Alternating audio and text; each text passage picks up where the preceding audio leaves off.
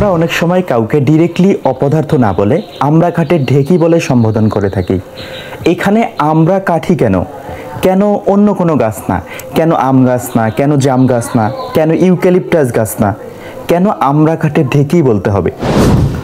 আমরা ঢেকি দিয়ে সাধারণত ধান থেকে চাল বের করি, চাল থেকে আটা, এরকম আরও অনেক শক্তপোক্ত কাজ করা হয়। এই শক্তপোক্ত কাজ করার জন্য শক্তপোক্ত কাঠ দরকার। সেই জন্য ঢেকি বানানোর জন্য আমরা আম গাছ, জাম গাছ, ইউক্যালিপটাস গাছ এসব শক্তপোক্ত গাছের ব্যবহার করে থাকি। সেখানে আমরা গাছ দেখতে শক্তপোক্ত মনে হলেও আসলে ভেতর থেকে এটা একদম ভঙ্গুর, শক্তপোক্ত না, এটা দ্রুত পচে যায়। যদি আমরা আমরা গাছ দিয়ে ঢেকি বানাই তাহলে আসলে আমাদের কোনো কাজে হবে না, কয়েকদিন পর পচে যাবে। যখন আমরা কোনো মানুষকে দেখি শক্তপোক্ত, বেশ শক্তিশালী মনে হয় বাইরে থেকে, কিন্তু আসলে সে কোনো কাজেই না, তখন তাকে আমরা কাঠের সঙ্গে তুলনা করে থাকি। কারণ আমরা কাঠ দেখতে শক্তপোক্ত, কোনো কাজের না, তেমনি ব্যক্তিটাও দেখতে একদম হৃষ্টপুষ্ট, কিন্তু আসলে সে কাজের কোনো কিছু না।